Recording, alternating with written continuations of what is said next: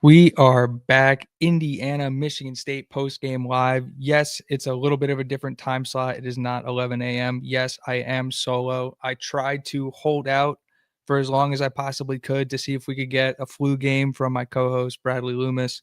Alas, we were not able to get him. So I spent my day revamping the intro. We got the 1621. Shout out to the boys. Wave Nick Skrill Signar for the music. We got the brand new outro. Butter Symphony for all the old time Sigs Inside fans. Anybody out there who remembers that from the podcast? So intro, we got the outro. Brad would have been pumped. But yeah, I went back and forth all day on whether or not I wanted to pre-record another video like the one I put out last night or just go live. And I figured I'd just go live. I had too many things I kind of wanted to get off my chest, or not really get off my chest, but want to talk about. Shout out to Fat Boy in the chat, number 2 in the nation. And yeah, that's definitely one of the things I want to talk about is the fact that the Indiana Hoosiers unanimously are the number 2 team in the country, whether you look at the AP poll, whether you look at the coaches poll, and that's just a beautiful sight. It's a beautiful sight to see in the second year of the Kurt Signetti era. But yeah, I just want to talk about the Signetti extension and kind of what that means and what that did. Want to put a bow on the Michigan State game. I know Brad's going to have some thoughts about it when he gets back on the show on Tuesday, but I just wanted to put a personal bow on it. Had some takeaways, had some time to digest kind of what we watched, and still talk about that. And then obviously it's been a big week in college football. I'll talk about a bunch of the storylines that are kind of sticking out to me as we head into UCLA week. But obviously the Kurt Signetti extension was the biggest thing that happened over the past week. But I'm going to put that on the back burner for a second. The recruiting buzz generated from this game was incredible. I'm going to let that play out a little bit. I'm not going to really touch that. And Byron Baldwin Jr.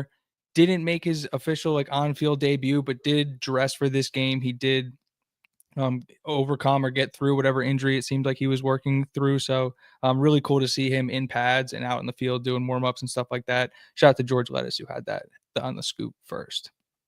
And then I'll save my final thoughts for this one too. But I talked yesterday about hopefully Indiana getting the CBS slot, and when I was talking about that, I figured that CBS had the second pick in the way that they pick the games. Like Fox has the first pick and which game they want and which time slot. I assumed CBS had second pick. I was wrong. It's actually the NBC night game has second pick. So it would pretty low odds with Ohio State not playing this upcoming week that Indiana was going to get the CBS game, given that they are the number 2 team in the nation. And, you have two major brands picking games before CBS was picking. So they are going to be big noon kickoff.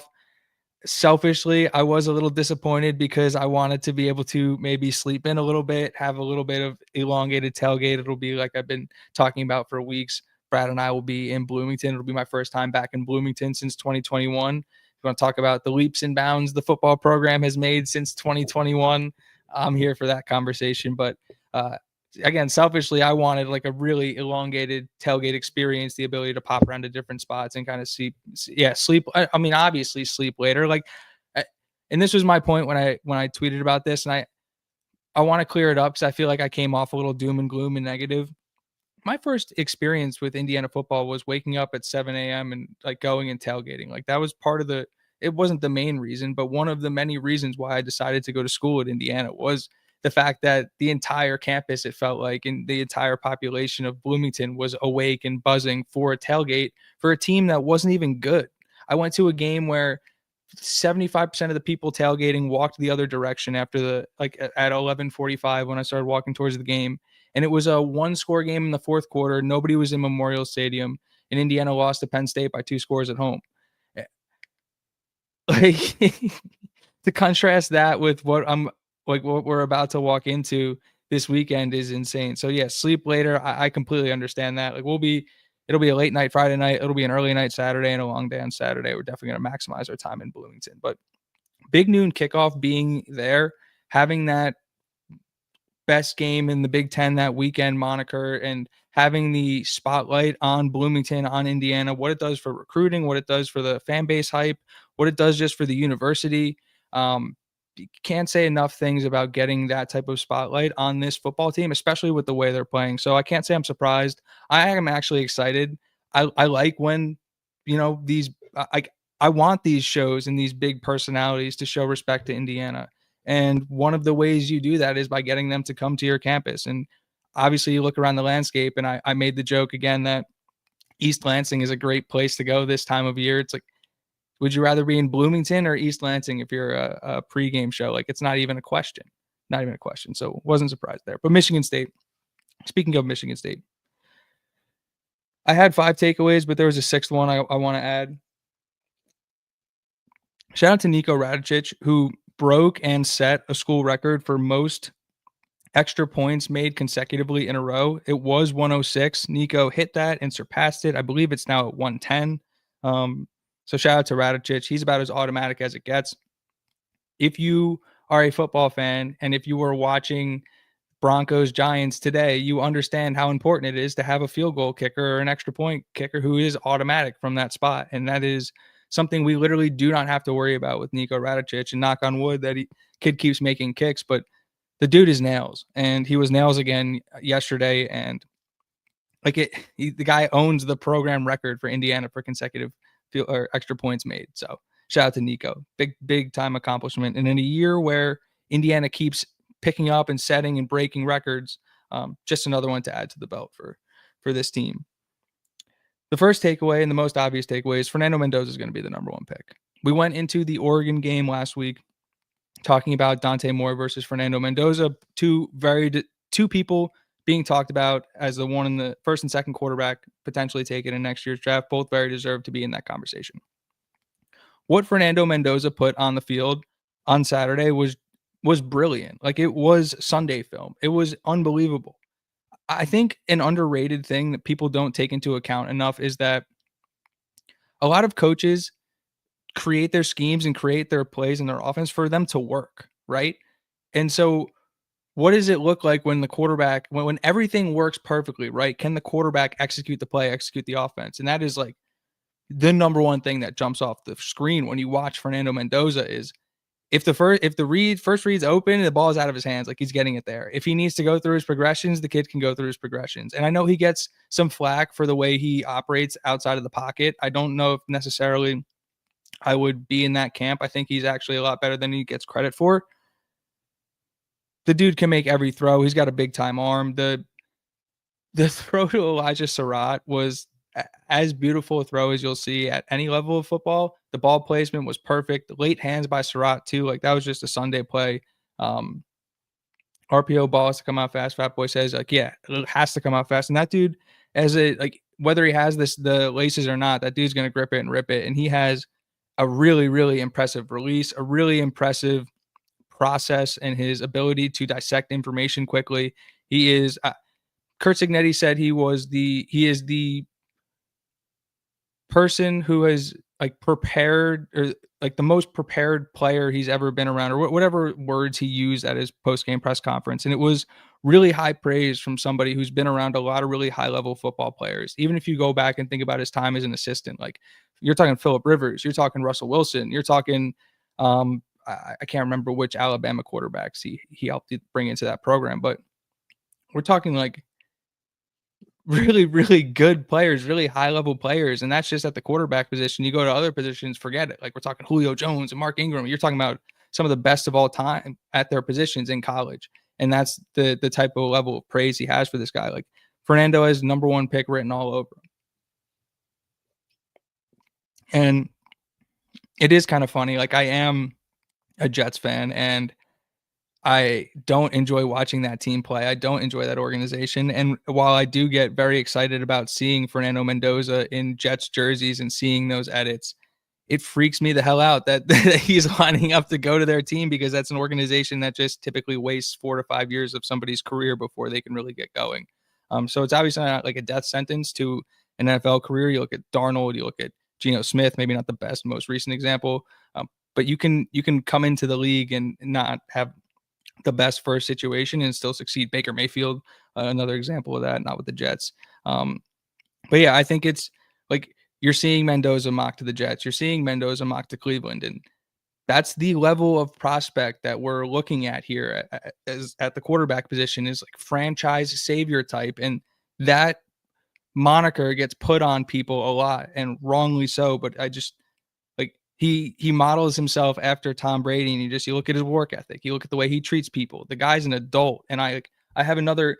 My neighbor keeps printing out or cutting out Wall Street Journal articles. Just another Indiana article about, but the Wall Street Journal article about Mendoza and the fact that he's just like doing like investment, whatever he was doing in the off season, and like he's a graduate student already. And the guy checks a lot of boxes. Like when you're looking for essentially a CEO or a president of your football team, like you're looking for Fernando Mendoza. So the fact that the guy just keeps looking the part and it makes it look effortless, like the throw down the middle of the field to Omar Cooper, like again, to go back to the Giants Broncos game, like Jackson Dart, I thought had a really good start to his NFL career. He had, I think it was Hyatt running wide open past like 3 or 4 Broncos and overthrew him. It's like that. Mendoza the other day did not overthrow Omar Cooper. Like he put it right on the money. And those are like, it's that little margin of error where, yeah, it looks beautiful and it looks like an easy play, but if he throws that 5-6 yards farther, it's an overthrow. If he throws it 5-10 yards shorter, like the safeties can get involved in that. So it's like he just keeps looking the part, and the draft buzz is going to climb, and he's going to be able to continue to put up stats. Like I said, he had 5 touchdowns yesterday. It was 4 touchdowns, but the dude was just super efficient, and he continues to impress. And it's only going to get better for him as this schedule kind of lightens up in the short term. And yeah, the Heisman Mendoza campaign, which I feel like it started at a grassroots level. Like White Boy Rick has done a really good job of pushing that. I think he was the first person I saw tweet that like in week 2 or something like that. But the Indiana Burner Army has done a really nice job of pushing Heisman Mendoza. NBC got inexplicably was like, you heard that here first, which I thought was a hilarious tweet. Like the Indiana fans haven't been tweeting that for weeks, but that campaign needs to get going. From what I understand about the Heisman Trophy and from watching like people try and build themselves up to win it, or watching schools and entities try and build guys up to win it, it's got to be a group effort. Like it has to be a group effort, and it has to come from multiple angles. And so that I'm not exactly sure obviously how to generate that one. I've never pushed somebody to a Heisman before, but all hands on deck. And the more you say it, the more you push the narrative, the more you get it out there, the more you can get people to watch this guy play football. The film and not even the film, just the game speaks for itself. Like when the ball's in that guy's hands, it's easy to feel comfortable because you know he's going to make the right decision with it. And it's just watching that level of quarterback operate in an Indiana uniform is still like pinch me level of, I can't believe this is happening right now. It is surreal, but it is. It's crazy.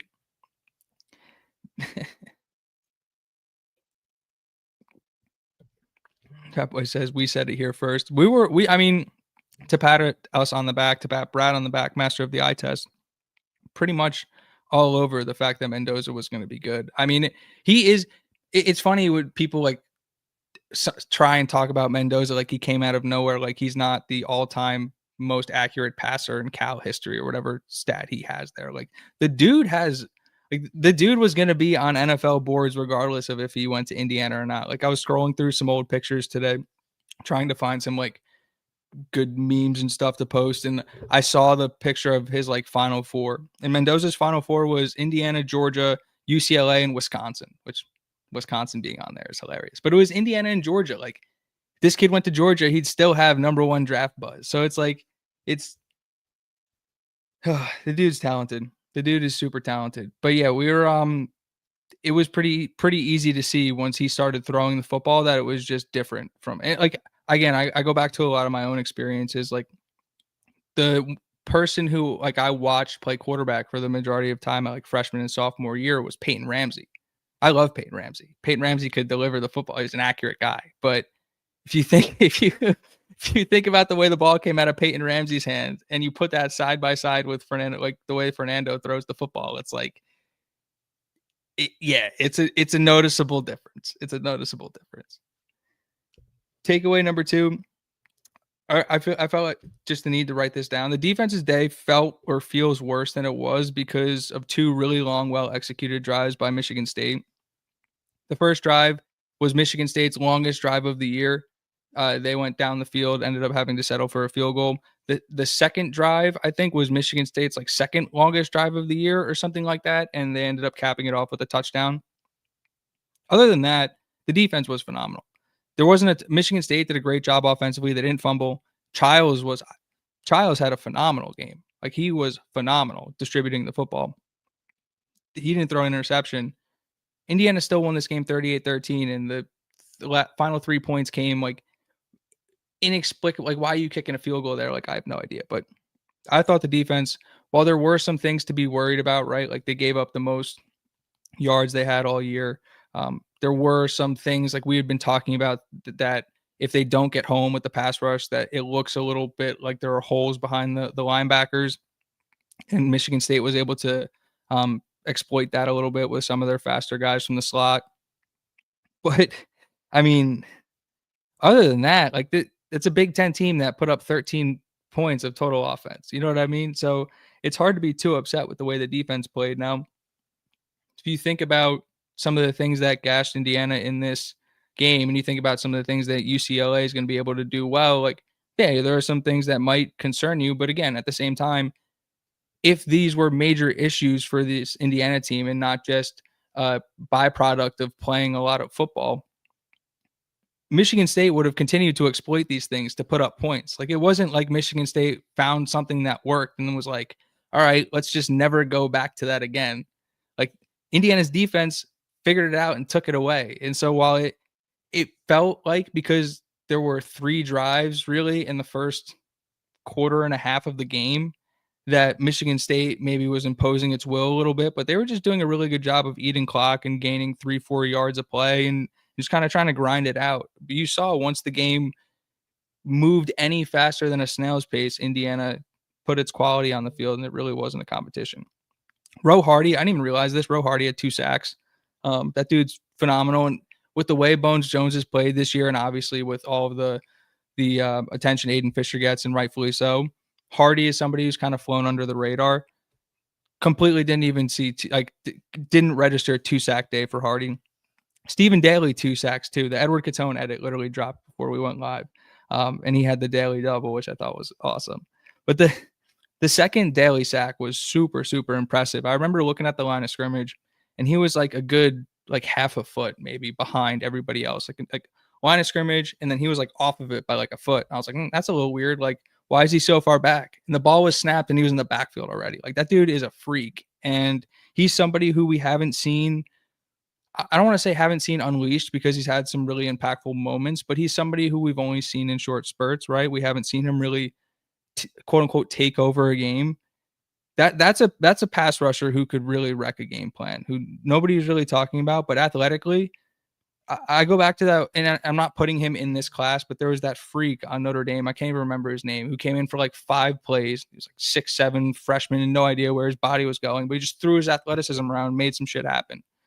Daly is that dude is a pass rusher that can get home and get home against talent too. Like that guy is really, really good. And so I was pretty excited to see him pop a little bit in this game.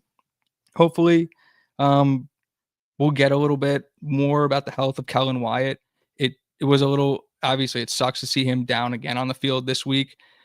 I didn't see what the injury was. When it first happened, I thought he mouthed something pretty bad, but he was able to get up and walk off, so it obviously wasn't what I was thinking. I haven't seen a Wyatt injury update. His versatility in what he allows Indiana to do defensively and how big he allows them to play with still being able to drop back in coverage. He's one guy who is tough to replace. They really don't have another person on the roster whose game is modeled like his. Again, not to say that they wouldn't be able to figure something out, but he's had a really good year. He's been a really, really good player. Obviously, you can tell by the way Signetti and co talk about him. So definitely going to keep an eye out for the health of Kellen Wyatt. But I thought the defensive backs, other than the coverage bust, which, like, if you want to be like upset about one thing about the defense, is like there's a coverage bust once a game, but then it's like it literally happens once and then nothing else happens. So it's like how mad do you want to be at a defense that just allows one offensive touchdown every week? Like, it's, you know what I mean? But I thought the defensive backs were great. Obviously, Pons is always great. Jamari Sharp was great. Lewis Moore had 11 total tackles in this game. Sweet Lou was sweet in this game. He was phenomenal again. And I thought Farrell was great too.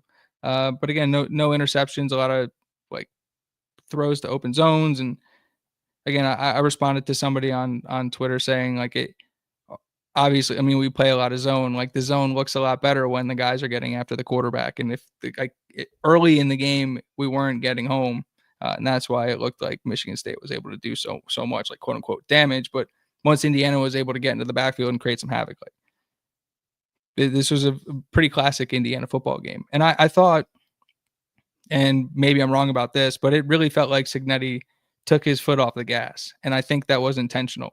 And I think after you go in and you beat a team like Oregon, that they won't say it, or maybe they won't acknowledge it during the season, but like you watched the way the national media reacted and the way the narrative flipped after. It's like this is the same football team on the Sunday after they beat Oregon that they were on the Friday going into Oregon. But people need to see results. It's a results oriented business. But I think given the fact that they don't have to so much fight and claw for their perception anymore, or as much as they had to when Cignetti first arrived, obviously, and then even more so going into this season, I do think they took their foot off the gas a little bit, which again, fine. Takeaway number 3, Surratt and Cooper are as good as any wide receiver tandem in the country. We talked about, obviously, watching a lot of Curt Cignetti's JMU going into last year, watching the way Indiana played last year. A lot of wide receivers rotated in, 3, 4, 5, 6 guys regularly catching 2, 3 balls each. Pretty common. We thought going into this season, obviously you have the Tyler Morris injury, so you're saying, okay, our top 3 guys, Surratt, Coop, EJ, and I'll throw EJ in this too. EJ, that 3-headed monster, is damn near unstoppable.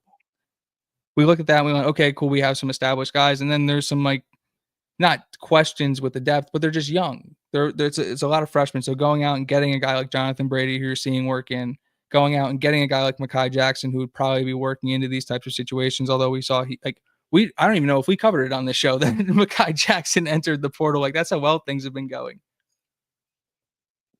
But one of the questions again going into the season was the youth of the wide receiver room and whether or not we'd see that rotation stay as wide as it was, or if it would shorten. And it's been a lot of Cooper, Surratt, EJ, and I think Nowakowski was the only other person to catch a football, and Hemby. So I think there were 5 people to catch a football against Michigan State. 6. Brady caught 2 balls as well, but that's it. And Becker was on the field for a little bit, but we've seen the wide receiver rotation tighten significantly. I think that's a product of having Cooper and Surratt be NFL guys, having EJ Williams be that good, and having so much success moving the football that those guys just can't come off the field. I think that's okay. I would have liked to have seen, obviously, more points in this game.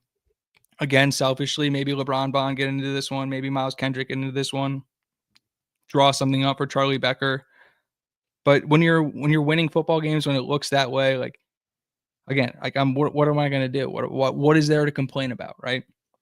And then just number 5, it was funny watching Cignetti's press conference on Monday because he almost seemed more paranoid this week than last week. He was so afraid of the letdown, so afraid of complacency that it almost felt like he was coaching this week harder. But I felt like that showed like there was no letdown. Even when Michigan State came out and had an 8-minute first drive and scored, like Indiana touched the ball 3 times in the first half, scored all 3 times. Like that level of composure, that level of being able to not like buy into your own hype and just play football, it's really, really impressive. And that is the hallmark of a really good football team. And we watched a lot. I think it was like 9 ranked teams go down over the weekend. Like it's not easy to win in college football, especially when you get into conference play and you see teams and that know your tendencies, that are scouting you, that narratives change. And like, it's hard to win games in college football. And when you do, and when you make it look as easy as Indiana is right now, you just can't take that for granted. So yes, there are some things to clean up, but the fact that they looked this comfortable in the moment was incredible. Fatboy says they took the fans out of the game fast.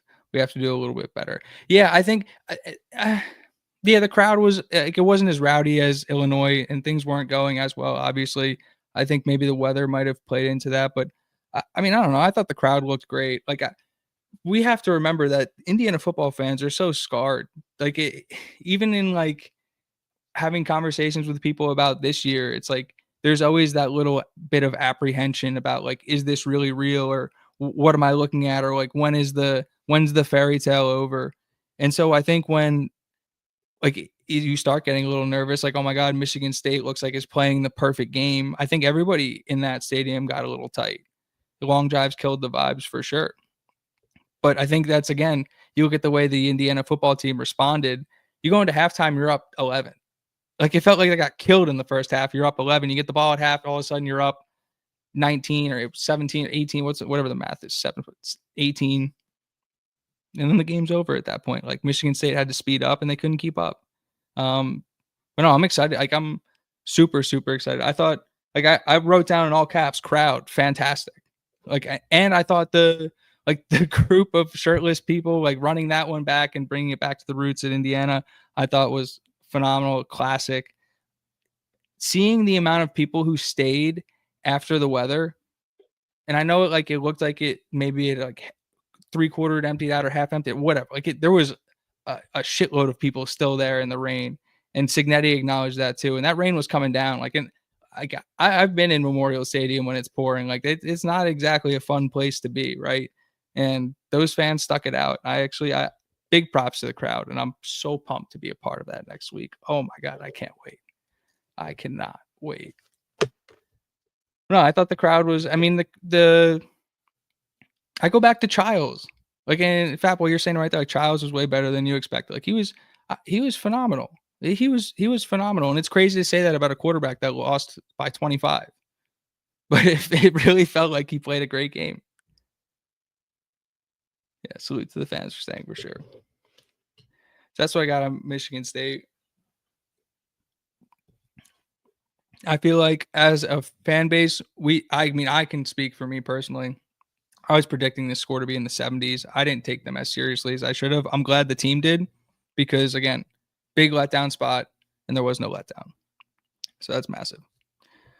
I'm going to talk about the Kurt Signetti extension and why it was such a big deal. And I guess people just have takes just to grift, and people complain to complain, and I guess it just like sounds good in the moment to be contrarian, but I mean, I thought that it was a no-brainer move for Indiana, something they absolutely had to do. It was an absolute eye-opener for, like, first of all, absolute eye-opener for what I'll call fast casuals, that Indiana isn't fucking around. Like, you watch the way, and fast casual almost feels disrespectful to call somebody like Josh Pate, who did earn his way into his position, like, has a prominent spot in the college football media. But in terms of like consuming Indiana football, like, you could tell that guy was watching SEC football, right? So you watch the way that the narrative from him specifically flipped after Indiana beat Oregon, after Indiana beat Michigan State, and watching people still grift on this schedule. Like, Indiana just paid their head football coach $11.6 million a year. That is third in the entire country. Indiana fans, and rightfully so, have been saying that this is a serious football program since Kurt Signetti took over. Until you put the money behind it, it's hard for people to take you at your word. They have to see things happen. And money is the biggest indicator of something happening. When you take that amount of money and you put it behind a guy, it's all of a sudden goes from, I can't wait till somebody pays him and he leaves so this story ends, to, oh my God, this was the story the whole time. It changed immediately. Once that 11.6 got announced, it was like, oh wait, this is like, people were talking about Indiana like they'd been a number 2 program in the country for like eternity. Like, it is absolutely insane. So the fact that somebody could like have the take that this wasn't necessary, even from a public perception standpoint, because somebody was going to come out and offer Kurt Signetti this. The fact that Indiana was able to take control of the market and not even allow it to get to that point, again, sends the same message. Like, I had only known Indiana as a school that you make a name for yourself, then you go get poached at a bigger job. Kalen DeBoer, perfect example, and his entire staff. Womack was the defensive coordinator. The strength and conditioning coach was the strength and conditioning staff for Tom Allen before they left. Like, To take that school and turn them into perceptionally the monster that they are now, that that is worth $11.6 million per year. Not even a question. Not even a question. The other thing it does, it shows recruits that the long term future of the program is secure. Look around college football. Last week, Penn State fires their head coach. This literally this morning, Florida fired their head coach. Pretty sure, did they win this past? I think they won. Did they beat Mississippi State? They fire him after a win. Kind of insane.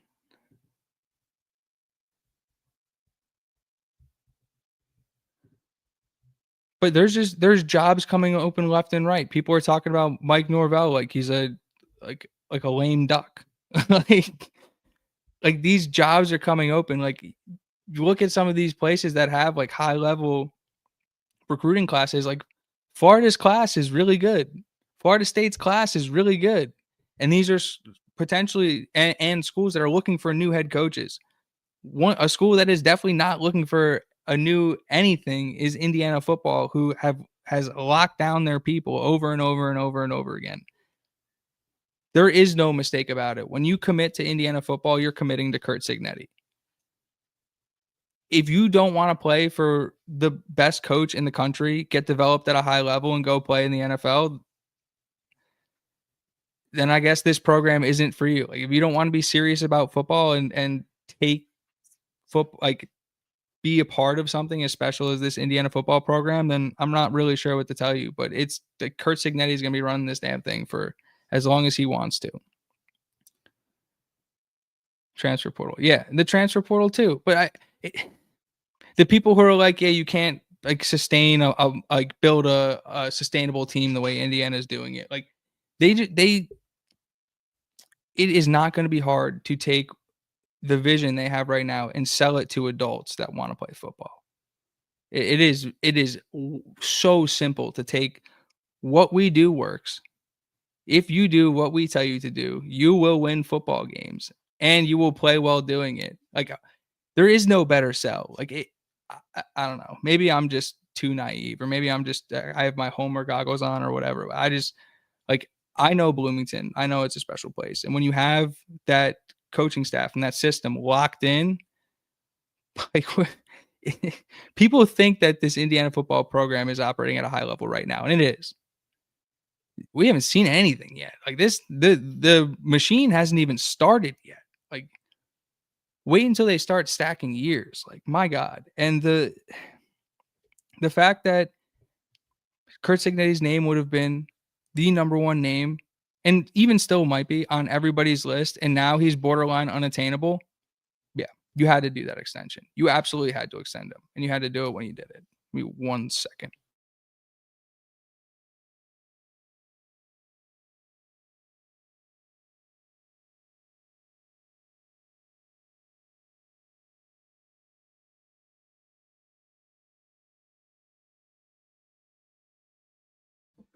Trading a big dog for a smaller dog. But yeah, Indiana they had you had to extend him. You could not let that walk out the door. What does that say to your fan base? What does that say to your donor base? What does that say to prospective students? What does that say to your current students? It spits in the face of everything you've told your entire apparatus for the last 18 to 24 months is we want football to matter here. And how do you make football matter here is you keep that guy around and you make sure there's no reason for him to leave. And that's exactly what they did.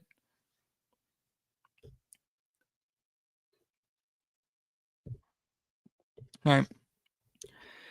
Storylines. Obviously, like I said, massive week in college football.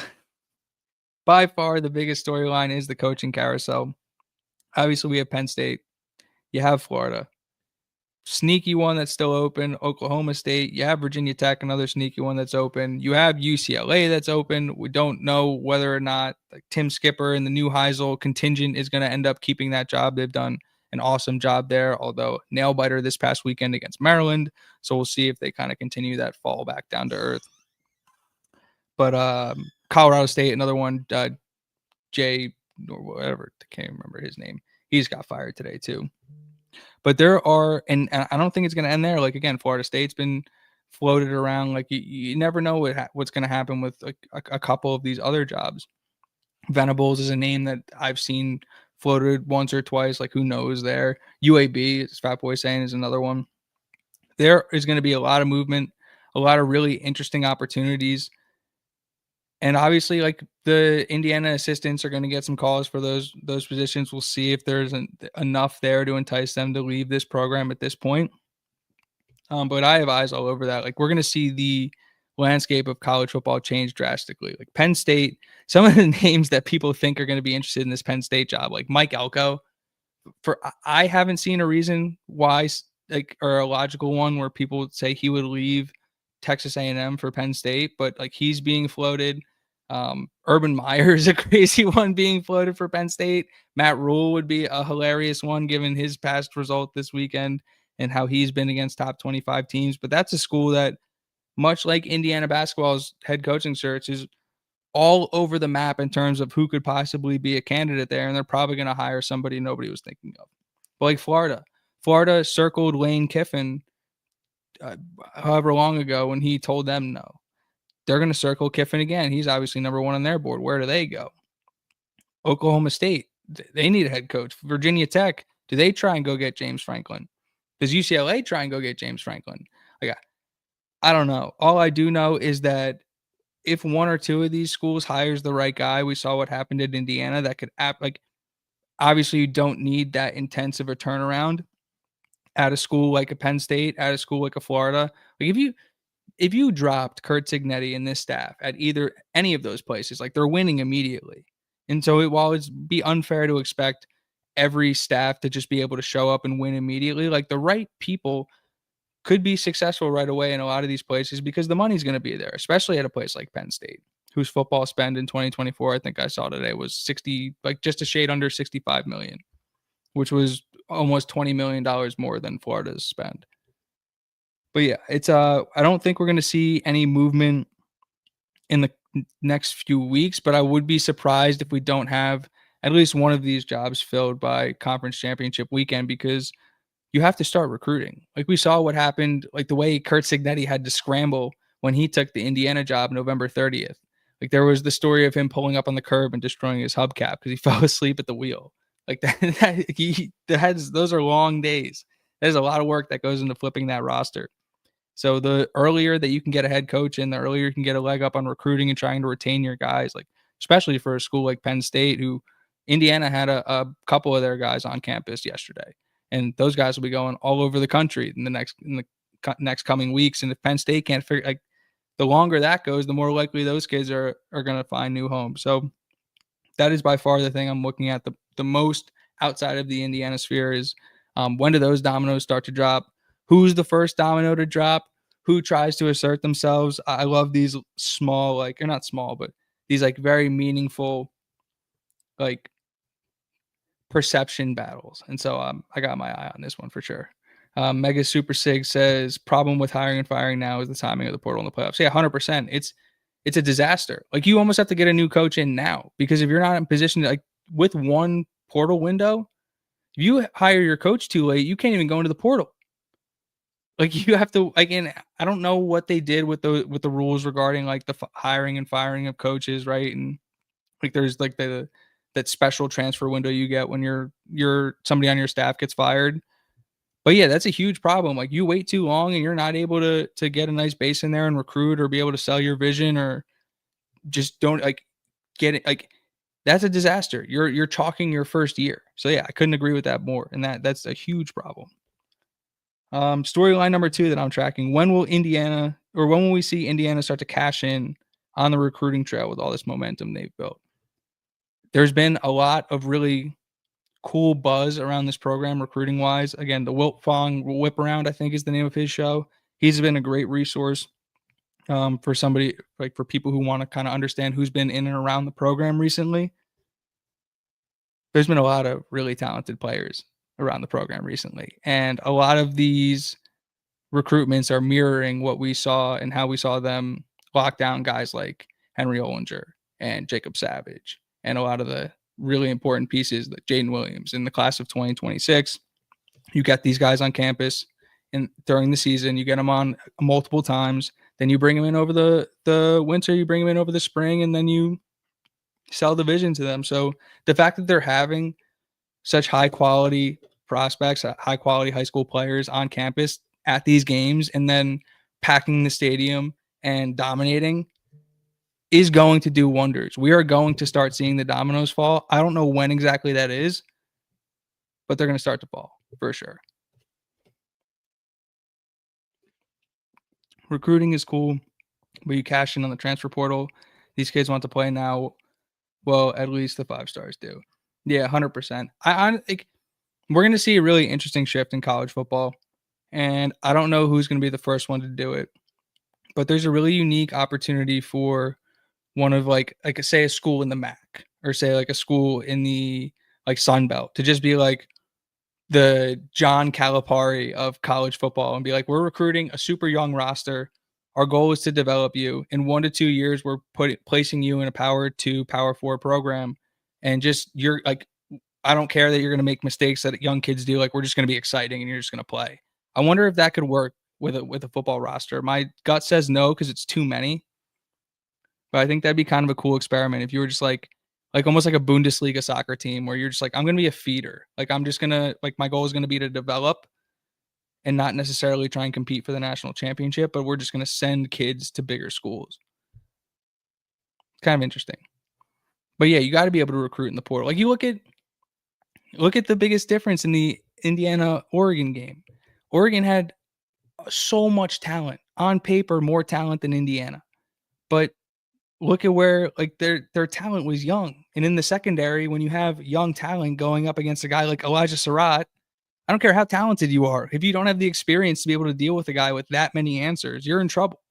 So it's the ability to get adults to come play football is paying dividends for Indiana. You're seeing like that's going to be something they're going to have to address in the offseason. Like I think they have 28 guys on like seniors or something like that that are on this current team. So that's a problem for future Indiana and one I'm not really even that worried about. But yeah, feeder system. Mega Sig says feeder system, just like Pat Knight is saying, to get kids to come play at Marion. Yeah, exactly. I think it works better in basketball, obviously, because the rosters are smaller. But I think it would be a really, really interesting experiment and kind of cool. Number 3. I said this already, but the Heisman Mendoza campaign has got to begin now. Has to start now. It's got to be a mass media campaign. There needs to be a big push. Everyone needs to be involved. It's got to be constant. We saw what Colorado was able to do. Obviously, Travis Hunter had a 6 season, one of the all-time seasons in college football. But you need that type of backing to be able to go and win an award like that. And we need to be a part of that. So again, I don't know how to start that, but it's got to start now.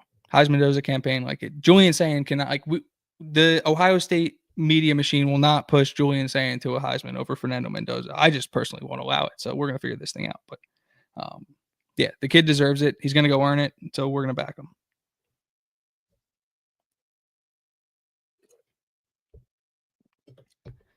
Number 4, seeing a packed Memorial Stadium with my own eyes and watching Kurt Signetti's Indiana Hoosiers play live. Yeah, I'm jacked up. I can't even hide it. I've said it multiple times on this show. I've said it multiple times in the last couple weeks.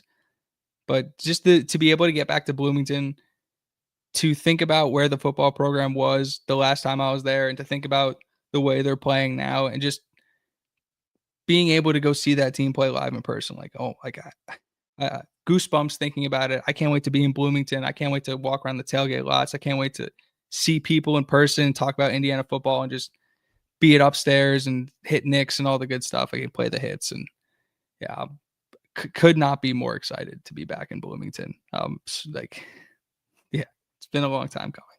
And this football team, this football team deserves to have people like want to fly in and go to games and sell out. And it's just anybody who sat in Memorial Stadium and looked around has had the same thoughts I've had, where it's like, I can't believe we're not good at football. Like how is this? Like it literally just comes down to care. And everybody has said, if this university ever decided to put money towards football, it would wake up a sleeping giant. And we're witnessing the rise of a football program in real time, and it's happening to our program.